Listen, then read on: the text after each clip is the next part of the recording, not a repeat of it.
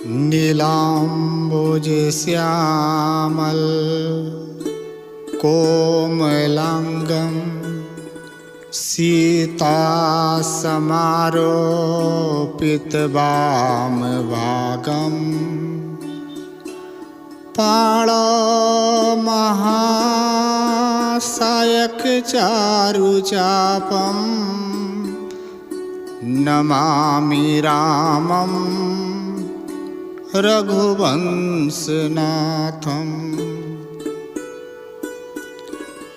कलयुग केवल नाम आधारा, सुमिर सुमिर नर उतरहि पारा। श्री गुरु पद नख मन गण ज्योति, सुमिरत दिव्य दृष्टि होती।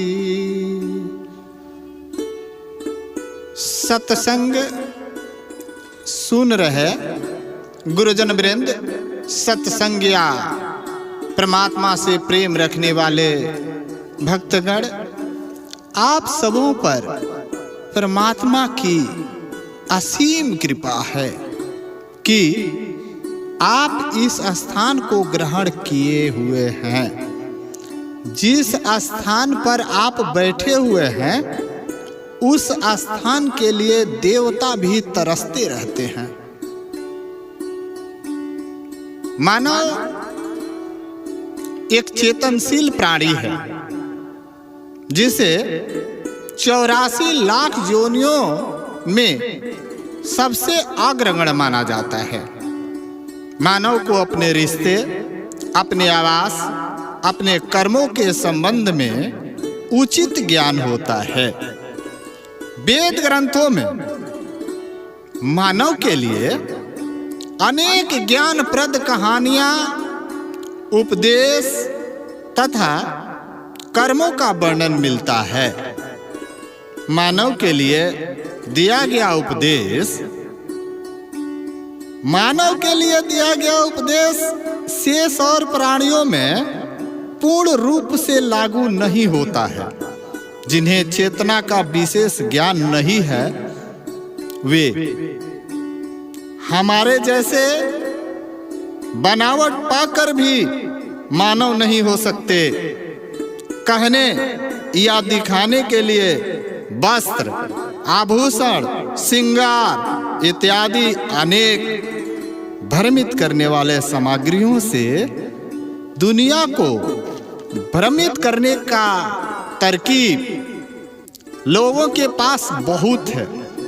बस है कमी तो बस मानवता की कमी है, जिसके बिना आदमी होना संभव नहीं है। मानवता के बिना आदमी होना संभव नहीं है। वेद ग्रंथों में भी उक्ति है, बताया गया है कि जननी जन्मभूमिश्च स्वर्गादपि गरिष्यसि। माता तथा जन्मभूमि स्वर्ग से भी बढ़कर है। जब ऐसी स्थिति है वेद ग्रंथों की, तो वेद ग्रंथ वाले फिर आज यह दशा क्यों? बूढ़ी माँ घर से निकाली जाती है, बूढ़ी माँ का मर्यादा समाप्त किया जाता है और वेद कहता है कि जननी जन्मभूमिश्च स्वर्गादपि गरिष्यसि। जब रिश्ते कमजोर होते हैं ना, जब रिश्ते कमजोर होते हैं तो घर, परिवार, गांव, पंचायत, प्रखंड, जिला, राज्य तथा देश कमजोर होते चला जाता है। जिस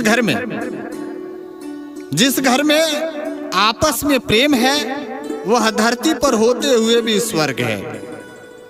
लेकिन जिस घर में आपस में प्रेम नहीं है तो वह घर इसी धरती पर होते हुए भी नरक के समान है।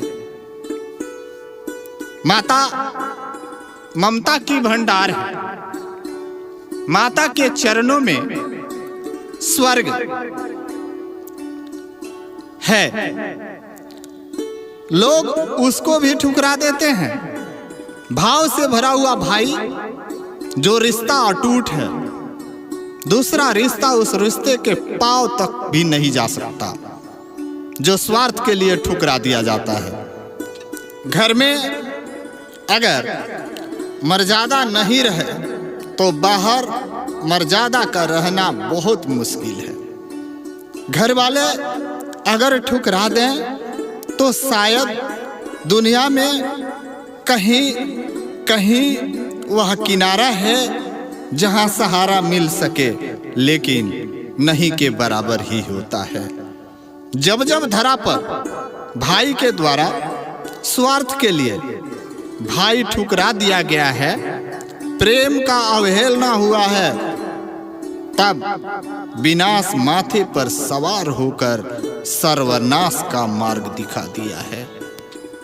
रावण जैसे ज्ञानी, वेद के ज्ञाता, महापंडित ने समय के फेरे में पड़कर या अपने स्वार्थ अभिमान के फेरे में पड़कर अपने धर्मात्मा जैसे भाई विभीषण को ठुकरा दिया। फिर क्या हुआ? परिणाम सब लोग जानते होंगे कि पूरे सोने का लंका सर्वनाश के कगार पर चला गया। बाली, जिन्होंने अपने प्राणों से प्रिय भाई सुग्रीव पर हमला करके उन्हें घर से भगा दिया, फिर परिणाम यही हुआ कि वे श्री हरि से मित्रता कर उनका सर्वनाश हो गया। दुर्योधन का नाम आप भक्त प्रेमियों सबको मालूम होगा कि दुर्योधन जब अपने अभिमान और घमंड में आया तो उसने अपने पिता तुल्य चाचा को लात मारकर अपने राज्य से निकाल दिया। दुर्योधन अपने पिता तुल्य चाचा विदुर जी को जब अपने राज्य से निकाला, कुछ प्रमाण है कि विदुर जी स्वयं चले गए, लेकिन उसी समय से उसका जो विनाश था, बुद्धि थी, वह विमूढ़ होने लगी और विनाश की ओर जाने लगा। भ्राता प्रेमी मर्यादा पुरुषोत्तम श्री राम धर्म के प्रतीक हैं। दुनिया को इस माया रूपी भवसागर से पार ले जाने वाले दशरथ नंदन के रूप में प्रकट होने वाले श्री राम, जो भगवान विष्णु के अवतार माने जाते हैं, सरजुग नदी के किनार पर प्रिया और अनुज के साथ खड़े केवट को नाव लाने के लिए विनती कर रहे हैं। इस बात को तुलसी बाबा कहते हैं रामचरितमानस में, मांगी नाव न केवट आना, कहे तुम्हार मरम में जाना, छुअत शिला भई नारी सुहाई, पाहन ते न काट कठिनाई। भगवान श्री रामचंद्र जी सरजुग नदी के किनार पर खड़े होकर केवट से नाव लाने को कह रहे हैं, लेकिन केवट प्रेम और भाव में विभोर कह रहे हैं कि नहीं, मैं उस नाव पर आपको नहीं बैठा सकूंगा, क्योंकि मैं आपके इन चरणों का मरम जानता हूं। जिस चरण धूलि से पत्थर का स्पर्श हुआ और वे एक खूबसूरत नारी हो गई, तो मेरा काठ तो पत्थर से नरम है प्रभु। बस भगवान श्री रामचंद्र जी देख रहे हैं कि केवट का प्रेम क्या है।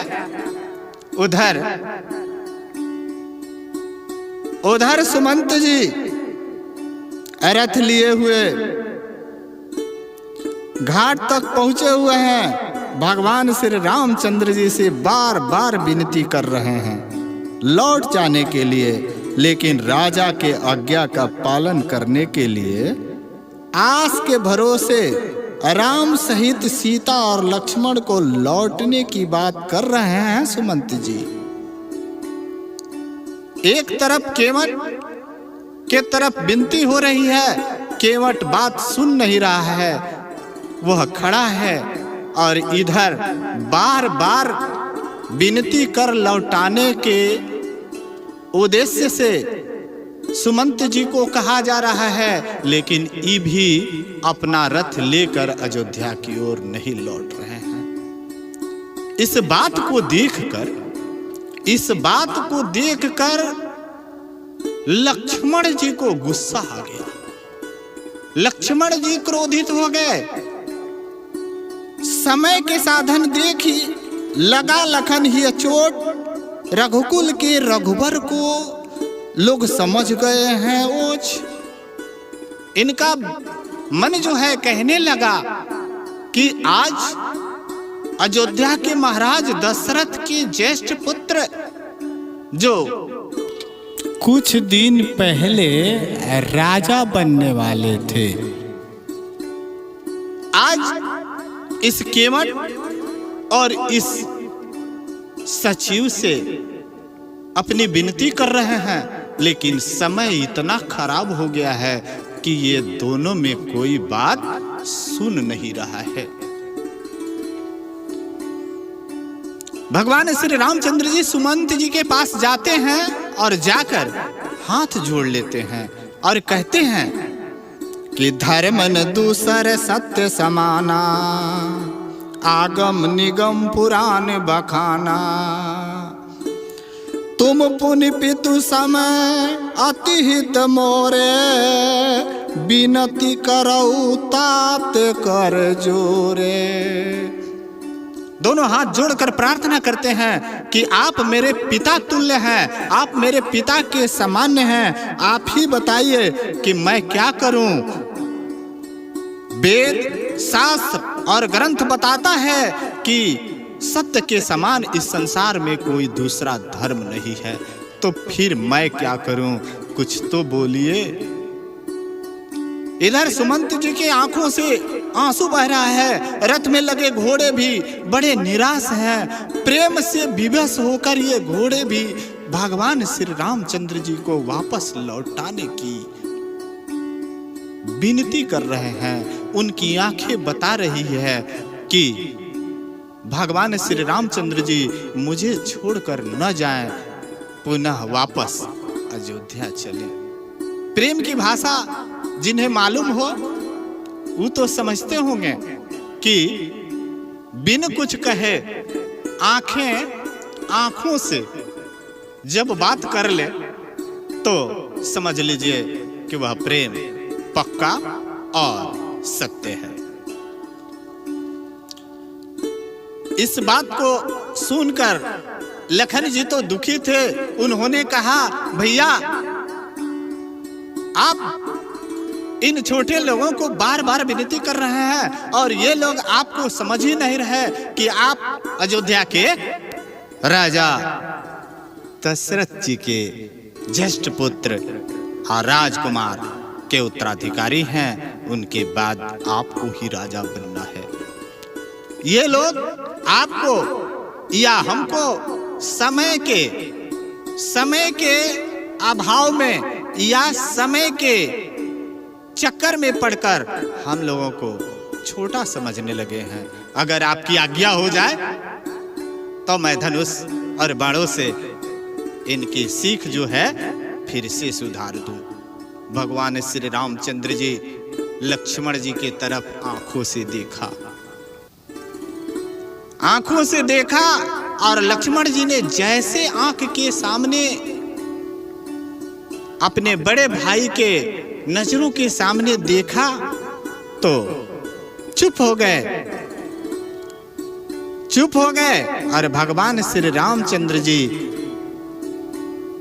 कहने लगे कि सकुचि राम निज शपथ दिवाई, लखन संदेश कहऊ जन जाई। वे सुमंत जी के सामने अपने छोटे भाई के अपराध के लिए हाथ जोड़कर क्षमा मांगते हैं कि हे पिता के तुल्य सचिव श्री सुमंत जी, आप मेरे अनुज की यह गलती है, वह जाकर अयोध्या में उस पावन धरती पर उस धरती पर पिता से ये बात न कहें। जब अयोध्या के लोग इन बातों को सुनेंगे तो वे बड़े दुखी होंगे। इधर भगवान श्री रामचंद्र जी केवट के सम्मुख होकर कहते हैं कि आप मेरे चरणों की धूलि के डर से डर रहे हैं। अगर आपको इस चरणों पे कोई शंका है तो आप ही बताइए, आप ही कोई तरकीब निकालिए जिससे आपकी नाव भी बच जाए और मैं पार भी जाऊं।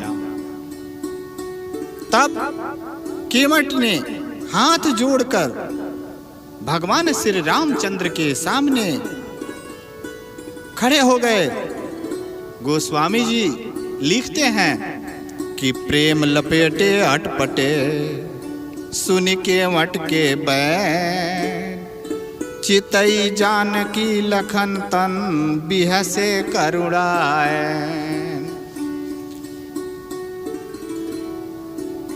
जब केवट की बात उन्होंने सुना, केवट ने कहा कि हे प्रभु, जब तक आपके पाँव की धूलि को मैं अपने हाथों से रगड़ रगड़ कर धो न दूं, तब तक मैं अपने नाव में आपको नहीं बैठा सकता। आप इस नाव में बैठेंगे और ये जो नाव है ना, मेरी जीविका का साधन है। यह भी अगर नारी हो गई तो। भगवान श्री रामचंद्र जी केवट की बात सुनकर हंसने लगे। माता सीता लखन जी की ओर देखने लगी कि आप तो मन में सोचने लगी कि लखन जी तो बाण निकाल रहे थे, लेकिन यहाँ तो प्रेम भरा हुआ है कूट कूट कर। अब चिंता हो गई। लक्ष्मण जी सोचने लगे तो गोस्वामी जी लिखते हैं कि जा सुनाम सुमिरत एक बारा, उतरहि नर भव सिंधु अपारा, सोई कृपालु केवट ही निहोरा, जेहि जगु किए तिहु पग थोरा। सोच रहे हैं कि एक बार जिनके सुमिरन करने से भवसागर से नर तर जाता है, वो कृपालु केवट का निहोरा कर रहे हैं। आज जिनके 3 पग में यह संसार भी छोटा पड़ जाता है, वे एक इस नदी को पार करने के लिए केवट का आरजू कर रहे हैं। बताइए, तब प्रभु केवट से कहे कि अगर तुम्हें पाँव धो देने से ही यह शंका मिट जाती है तो हे केवट, हे मेरे भाई, तुम ऐसा ही करो और ऐसा करो ताकि मैं जल्दी इस नदी से उस पार चला जाऊं। केवट इस बात को सुनकर बहुत आनंदित हुए और उस पाँव धोने के साधन और अपने घर परिवार को इकट्ठा करने के लिए घर की ओर चल दिए। जब केवट घर की ओर गए तो भगवान श्री रामचंद्र जी ने लक्ष्मण जी को कहा, लखन, तू मेरे प्राण के सबसे प्रिय हो, तुम्हारे जैसा भाई इस संसार में कोई दूसरा है नहीं। बताओ, आओ, इधर आओ, मेरे पास बैठो। लखन जी को बुलाकर अपने पास बैठा लिया। फिर अपने प्रिया सीता को भी इशारा से बुलाकर अपने पास बैठा लिए।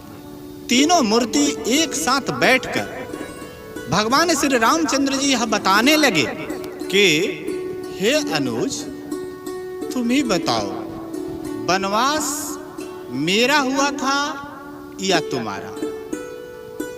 मेरी माँ, मेरे पिताजी मुझे 14 वर्ष का वनवास दिए थे, लेकिन तुम मेरे साथ आए ना? लखन जी हाँ में इशारा कर रहे हैं तो भगवान श्री रामचंद्र जी कह रहे हैं कि ये बताओ लखन कि मैंने वन आने से पहले तुम्हें मना किया था कि नहीं? गोस्वामी जी कहते हैं कि श्री रामचंद्र जी कहे कि मैं बन जाऊं तुम्हें ले सा था, होई सब विधि अवध ना था। गुरु पितु मातु प्रजा परिवारु, सब कहु परे दुसह दुख भारू। हे लक्ष्मण, अगर मैं तुम्हें वन में लेकर जाता हूं तो लोग मुझे बुरा तो कहेंगे, लेकिन ये अवध अनाथ हो जाएगा, क्योंकि भरत और शत्रुघ्न इस राज्य में नहीं है, अपने ननिहाल गए हुए हैं। इसलिए तुम यहाँ रहकर गुरु पिता माता प्रजा परिवार सबका दुख जो है वह दूर करो। क्या तुमने मान लिया? क्या मैंने यह भी कहा था तुमसे लखन कि रहु करहु सब कर पर तोसु नतहु तात होइहे बड़ दोसु, जासु राज प्रिय प्रजा दुखारी, सो निरप अवश्य नरक अवतारी। अगर तुम यहाँ रहकर ये काम नहीं करते हो तो जिस राज्य की प्रजा दुखारी होती है उस राजा को नरक अवश्य होता है। मैंने तो अपने नरक का भी रास्ता तुम्हें बताया था, लेकिन तुमने मान लिया क्या लखन? नहीं माना ना? लखन जी सर नीचे किए हुए हैं। तब जनक नंदिनी सीता से भगवान श्री रामचंद्र जी कहते हैं कि सीते, मैंने तुम्हें वन आने को कहा था क्या? मैंने कई बार तुमसे मना किया कि सीते वन में जाना ठीक नहीं है। मैंने धर्म के अनुसार तुम्हें यह भी बताया था कि सादर सास ससुर पद पूजा, एहिते सरिस धर्म नहीं दूजा। हंस गमनी तुम नहीं बन जोगू, सुनी अपजस मोह दे वही लोगू। लेकिन तुमने मान लिया क्या? बताओ, तुमने माना? लेकिन आप दोनों को मान लेना चाहिए था कि नहीं? मैं जानता हूं कि प्रेम के कारण आप दोनों मेरे साथ आ गए। आप लोगों को मुझसे अटूट प्रेम है, हमसे अलग रहकर मुश्किल है जीना। तुम तो मेरे दिल की धड़कन हो अनुज, और अर्धांगिनी तो शरीर में जब तक सांसें हैं धड़कन साथ रहेगा, और अर्धांगिनी तो आधा अंग ही, वह तो दूर रह ही नहीं सकती। अनुज, प्रेम शब्द जो है ना वह परमात्मा से भी ऊपर है। प्रेम शब्द की तुलना परमात्मा से ऊपर किया जा सकता है। प्रेम से ही परमात्मा की प्राप्ति होती है। प्रेम ऐसा पवित्र है जिसे हो जाए वह अपने प्रेमी या प्रेमिका का दर्शन करना परमात्मा के दर्शन जैसा समझते हैं। प्रेमी के दर्शन के बिना मन चंचल होने लगता है। सच्चा प्रेमी दर्शन मात्र को ही पूजा समझ लेते हैं। अनुज, पूजा समझ लेते हैं। उनके नयनों को सुख की प्राप्ति होती है। बस केवल सुमंत जी और रथ में लगे घोड़े को भी हमारे दर्शन से बहुत प्रेम है। अनुज, उसी कारण जिस तरह तुम बार बार कहने पर बात नहीं सुन सके, सीते भी लाख मना करने पर साथ न छोड़ी। बस घर के लोग बात नहीं सुन सके तो दूसरे पर क्या बस है अनुज। जब घर में ही मर्यादाओं का उल्लंघन हो जाए तो दूसरा उल्लंघन कर दे तो क्या इसमें कोई दुख की बात है क्या? मैं तो उसी दिन सोच लिया कि अपने नहीं सुनते तो दूसरा कैसे सुनेगा। जरा जतरा तो घर से ही खराब है, बाहर की गिनती कौन करे। प्रेम पर परमात्मा का भी बस नहीं चलता अनुज, परमात्मा का भी बस नहीं चलता।